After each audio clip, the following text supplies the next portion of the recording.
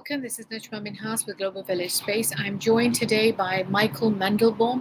He is the Professor of American Foreign Policy at the Johns Hopkins School of Advanced International Studies in Washington, D.C. In the past, Foreign Policy magazine have called him as being one of the world's top 100 global thinkers. He is the author of 10 books, and his latest book is 4 Ages of American Foreign Policy. Michael, thank you so much for joining me today. You're very welcome. I'm glad to be with you and your audience. Michael, tell us, the United States and the kind of power it has today. I mean, I think in history, it's probably unparalleled, the kind of global overreach it has. How did this happen, and how has that defined American foreign policy? Well, as I describe in my book, 4 Ages of American Foreign Policy, 1765 to 2015, the United States started off small. It was just a collection of British settlements clinging to the east coast of North America, and it went through 4 distinct stages in its role as an actor in the international arena. From 1765 to 1865, it was a weak power, and it was concerned really mainly to defend itself while expanding across North America.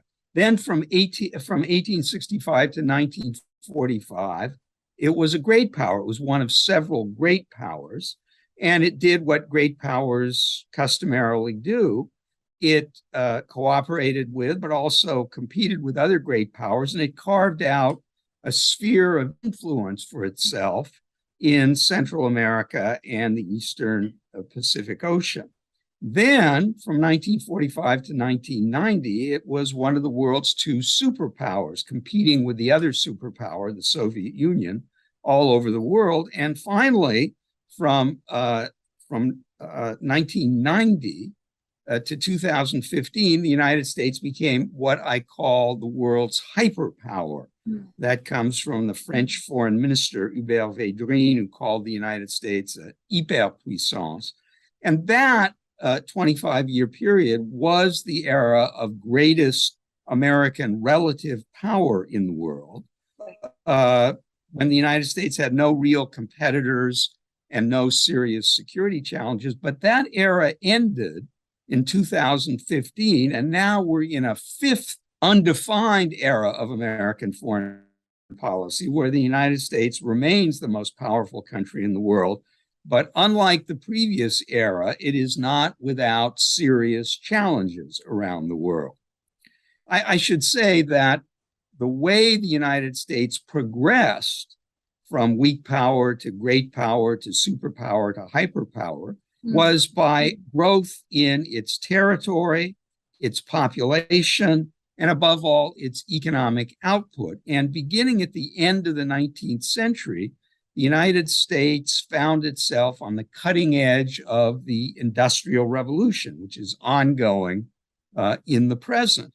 And the mastery of the techniques of the Industrial Revolution has turned out to be the basis for power in the international order. So that's how the United States rose to the top and so far has stayed at the top. Do you think the fact that you mentioned that your book stopped at 2015, and the hyperpower description that we all think of the United States today is coming from that period of 1990 to 2015, do you think the foreign policy that the United States pursued during those 25 years is now going to be very different going forward? And what will the difference be in your mind? Well, it's a good point. And as I note in the 4th and final section of the 4 Ages of American Foreign Policy, the United States pursued a distinctive foreign policy as a hyperpower, distinctive even for the United States, in the following way. America has always had 2 traditions in foreign policy. One is the defense of American interests. Political scientists call that realism, with power at the center. The other approach is to try to promote American values, especially the political values of democracy in other countries and peace among them. Right. Now, when those two traditions have conflicted, the United States has almost always opted for defending its interests. But as a hyperpower between 1990 and 2015, the United States had no real threats to its interest, and therefore it was free to promote its values. Okay. And so of all the periods in American history, the one between 1990 and 2015 was the era when the United States gave greatest attention to the promotion of its values. Unfortunately, America was not all that successful in promoting democracy and peace, because it turns out that democratic government requires a certain number of preconditions, a certain set of values, a certain set of institutions, a certain kind of experience. And many countries don't have those. They don't have the preconditions for democracy, and the preconditions cannot be exported from the outside. So in the era 1990 to 2015, the United States spent a lot of time unsuccessfully in different ways trying to turn other countries around the world into democracies. But as of the end of the era of the American hyperpower in 2015, democracy promotion is no longer the center of American foreign policy. Now, the United States has returned to a more familiar kind of foreign policy in which it has to defend its interests against countries that are challenging its interests, specifically Russia in Europe, China in East Asia, and Iran in the Middle East. Right. So, okay, so it's very interesting that you mentioned that the Americans has this common trait going throughout, and you mentioned in your book as well, the ideological element, which is respect for democracy and respect for peace, and pursuing these objectives in different countries. Now, the period 1990 to 2015, when you look at these ideological objectives, and then you look at the United States relationship in the Middle East, for example, with authoritarian governments, how does that fit in with this American belief that, you know, it's an ideological state that pursues that as part of its foreign policy? And secondly, the fact that now the United States has left Afghanistan, do you think it comes back to what you've been mentioning, that it's now realized that it cannot pursue democracy if the basic institutions do not exist in the country anyway? Well, the American policy in the Middle East in the era of the American hyperpower demonstrates how singular that era was. And the best example of how distinctive that era was the so-called democracy initiative launched by the administration of George W. Bush. And that was an attempt to promote democracy in the Arab world. And there was a moment after the Arab Spring when it seemed that democracy would take hold. But of course, it hasn't. American efforts did not succeed. And although no American leader has said this explicitly in so many words, I think there is an understanding that that particular era is over. First, because promoting democracy from the outside in the short term is very difficult. And second, because the United States has more pressing concerns to occupy its time, its attention, and its resources. I think. What are those pressing? What are those pressing concerns it has? Oh, the pressing concerns are the challenge from Russia in Europe. Russia is, after all, waging a war of aggression against neighboring Ukraine. There's the challenge from China in East Asia. China is militarizing the South China Sea and claiming virtually the entire Western Pacific as its territorial waters. And there is the challenge from Iran, which is moving toward acquiring nuclear weapons, the better to conduct its campaign to dominate the Middle East.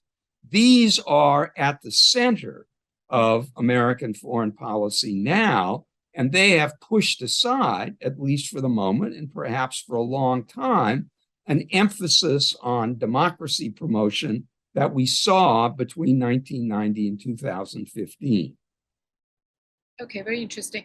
Now, in your book, you also mentioned the importance of what public opinion plays in defining American foreign policy. Where would that best be demonstrated in your mind? I can give you a recent example, although the examples go all the way back to the 18th century. After September 11th, the American public was galvanized, and there therefore came to be a constituency for the two wars that the United States launched in the wake of the attacks on Washington and New York on September 11, 2001, the war in Afghanistan and the war in Iraq. Neither of those wars would have been fought without those terrorist attacks, but also without the impact on American public opinion of those terrorist attacks. On the other hand, as the wars went on and the United States did not achieve its goals, the public turned against those wars. And it was public opinion that ultimately compelled American governments to withdraw American forces first from Iraq and then from Afghanistan.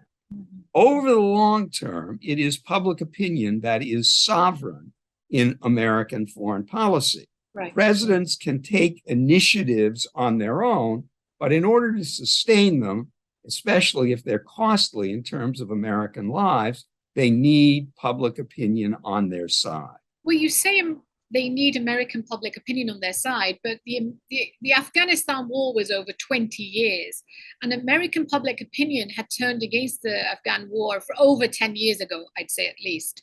So it's taken an additional, let's say, 7, 8, 9, 10 years before the American president finally decided enough is enough and we're getting out.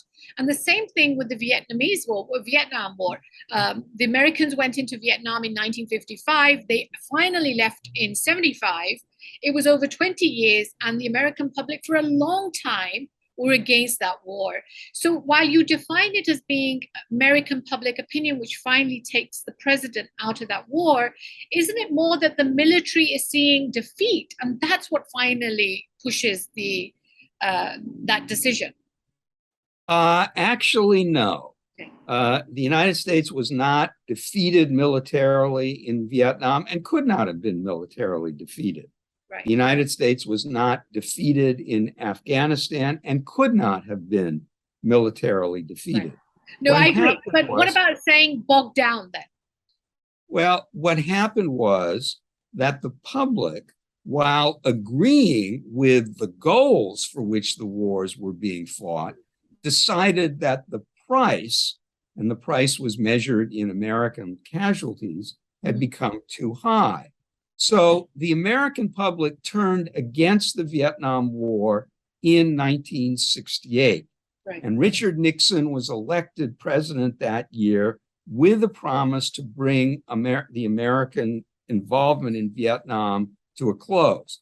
Now, it took him 4 years because he didn't want to pull out immediately and see the collapse of pro-American forces here. But remember that almost from the very beginning, he began steadily to withdraw American forces, which meant that the American public could see that he was getting the United States out of the war. And at the same time, American casualties diminished. The same thing was true in Afghanistan. Casualties were not high in the final years. So although the public was not particularly supportive of the war, if President Biden had decided that he wanted to keep a couple of thousand troops in Afghanistan to make sure that what ultimately did happen would not have happened, he had the political leeway to do that. For his own personal reasons, he chose not to do it. Okay. And then in your book, you also mentioned the third trait, which you put as being common throughout the whole 4 ages, which is the pursuit through economic means. foreign policy through economic means. Where is that best illustrated in your mind? Well, it begins at the time of the American Revolution. The 13 colonies rebelled against the British because the British imposed on the colonies taxes that the colonists thought were unfair. And so a number of them organized a boycott, a trade embargo, if you will, on British goods with the hope of persuading the British merchants who imported those goods to put pressure on the parliament to lift the taxes, and there was some success. So from that time through until the 20th century, and indeed to the present, trade embargoes have been a favored instrument of American foreign policy. And that has been the case for two reasons. First, America is a country that in which economics and trade are very important. And so the assumption is that they are just as important in other countries, an assumption which is not always correct. Second, Americans use trade sanctions when they disapprove of another country's foreign policy, but don't want to use force to try to change it. Now, currently, the best example of the use of economic instruments to try to achieve foreign policy goals is the raft of sanctions that have been imposed on Russia in response to the Russian invasion of Ukraine. And those sanctions illustrate two general truths about sanctions. The first is that American sanctions tend to be effective to the extent that other countries join in. When the United States attempts to impose sanctions unilaterally without cooperation from other countries, they're usually not terribly successful. The second truth here is that other countries, when they are deeply committed to policies they are pursuing of which the United States disapproves, are probably not going to be stopped by economic sanctions. And that is true in the case of Russia. So Mr. Putin is What's the point of pursuing that then? I mean, that's a really good point that you've just made, that if the other country is so committed to continuing, our use of economic sanctions will not work. So therefore, you will not be able to progress with that particular element of foreign policy. So is that the right policy to use then? Well, I call your attention to the fact that it's only one policy the United States is employing. The other policy, and the more effective one, is supporting the military efforts of the Ukrainian people to resist the Russians. But you ask a good question. Is there any justification for pursuing sanctions when they don't achieve their goal? Well, there are two justifications. One is that even if the Russians continue their invasion of Ukraine in the face of American and global sanctions, those sanctions raise the cost to the Russians, which means that they can't devote as many resources to their war against the Ukrainians. And it means that the Russian people start to feel the effects of this war. Right. The second reason for continuing these sanctions is that they tend to work slowly over time. So if and as the war goes on, the sanctions are going to bite on the Russian people harder and harder. And the hope is that that will cause enough discontent to cause a change of direction in Moscow. We don't know whether that will happen, but it's not impossible that it will happen over time. And then how do you fit the IMF and World Bank maybe in terms of using them as instruments of economic tools for the United States? Well, that's a good question, because as I note in the 4 Ages of American Foreign Policy, beginning in the 20th century, beginning with a program known as dollar diplomacy in the administration of William Howard Taft, who served from 1909 to 1913, the United States attempted to use the export of capital in order to bring about changes it desired in other countries. In the Cold War and post-Cold War eras, the export of capital to distressed countries has been undertaken by the International Monetary Fund, not by the United States. But of course, the United States has a large say in what the International Monetary Fund does.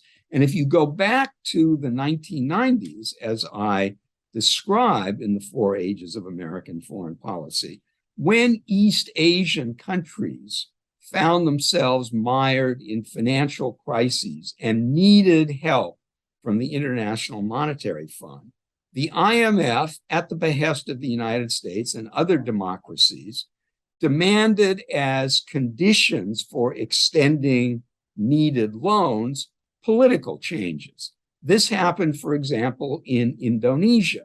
And Indonesia shifted from being a military dictatorship to a democracy because of the conditions imposed by the IMF during the Indonesian financial crisis in the second part of the 1990s.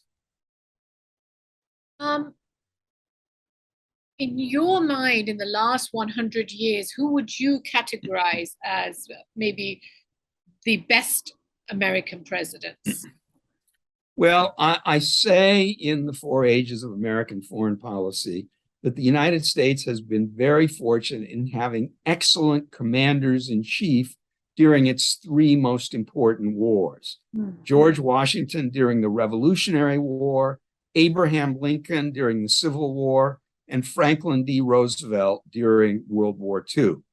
Roosevelt was, in my opinion, in my estimation, and this is controversial, and indeed one of the purposes of the 4 Ages of American Foreign Policy is to address the major controversies in the history of American foreign policy. But in my judgment, Franklin D. Roosevelt, or FDR as he was popularly known, made a series of difficult but correct decisions. He was an interesting commander-in-chief in that, unlike the other principal commanders-in-chief in World War II, Hitler in Germany, Stalin in the Soviet Union, Churchill in Great Britain, Roosevelt didn't micromanage. He didn't call his generals in every day and have a conference with them. He let them go for weeks on end. Right. But he understood what the most important decisions were. He made those decisions promptly. And in my view, those decisions, such as, for example, the decision to provide maximal possible support for Great Britain between the fall of France in May of 1940 and the bombing of Pearl Harbor in Hawaii in 1941, which brought the United States into the war, the decision to give Great Britain maximal political, economic, and military support in order to avoid a British defeat by the Germans, and the additional decision, once Germany attacked the Soviet Union on June 22nd, 1941, to give such support to the Soviet Union, despite the fact that the Soviet Union was extremely unpopular in the United States. Those decisions, I believe, were the correct ones and were vital for winning the war. And he made a number of other serious, difficult, consequential, and in my view, correct decisions as well. So I would say that over the last 100 years, by far the most significant, the most successful American president was Franklin D. Roosevelt. Okay, so you mentioned how the ideological element of American foreign policy runs through the 4 Ages, and that being promoting peace and democracy. Yet the presidents that you've chosen as being the greatest are those that have won in times of war. So why did you think war should be the criteria for the greatest president you felt that you chose, rather than, let's say, Wilson, because of his belief in Wilsonian idealism? Well, that's a very good, a very shrewd question. I do discuss Woodrow Wilson extensively in the 4 Ages of American Foreign Policy. And Wilson was a very significant American president. He's the only American president to have a foreign policy doctrine named after him. That is Wilsonianism, which connotes the promotion of American values. And those values, as I've emphasized, have been part of American foreign policy and a not insignificant part ever since, even though considerations of power have often overridden them. Right. But to answer your question, Woodrow Wilson was a significant president, but he was not a successful president. His great effort was to get the United States to join the international organization that he helped to found, the League of Nations, and in that he failed. The United States Senate refused to ratify the League Charter and bring the United States into the League. So Wilson was an historically significant president, but not a successful one. Okay, I'm going to put you... The point about wars is that wars, and those three wars in particular, were the occasion when the stakes were highest and when presidential decisions made the greatest difference. Okay, very interesting. So I'm going to put you a little bit on the line here. Where would you rate Biden out of 10 in terms of your criteria of foreign policy? I would give him an incomplete. It's just too soon to say. Obviously, the Afghan fiasco is a black mark on his record. Right. And as I say, it wasn't, strictly speaking, politically necessary. I think the public would have tolerated a few thousand American troops remaining in the country to guard against a Taliban takeover. Right. And the military was in favor of that and recommended it to Biden. Right. On the other hand, I think Biden's handling of the war in Ukraine, his support for Ukraine, his efforts to get other Western countries to join in, his careful management of the relationship with the nuclear-armed Soviet Union, I think that counts as a plus. Okay. So the record for Biden, like as for almost all presidents, is mixed, and it's too soon to tell. And let me make one other point here. One of the virtues of writing a history, such as the 4 Ages of American Foreign Policy, is that you can take a long perspective and you can pass judgment based on a lot more information than people at the time had. So, for example, readers of the book will find that I regard Thomas Jefferson, who in some ways is still a hero to Americans, as being among the worst, if not the worst, foreign policy president. When I wrote this book, some of the things that I discovered and some of the things that I concluded surprised me, and I think that will be true for readers as well. Yeah, no, that's very interesting. So final thoughts on where do you see U.S. foreign policy playing out in the next couple of years? Well, I think maybe China. American foreign policy will be dominated by efforts to cope with Russia, China, and Iran, unless the American public decides that it's had enough of the kind of international role that the United States has played for 75 years. So the great question in American foreign policy, and because the United States is so important in the world, the great question for world politics is, will the United States sustain its global role? As for the future of American foreign policy, I don't have a crystal ball, or at least not an accurate one, but I am sure that it will depend on 3 things. First, the relative power of the United States in the international system. Second, America's unusually ideological, economic, and democratic approach to foreign policy. And third, and finally, and not least, the unpredictable contingencies of human history. Michael, thank you so much for your time today. Thank you for having me on, and it's been my pleasure.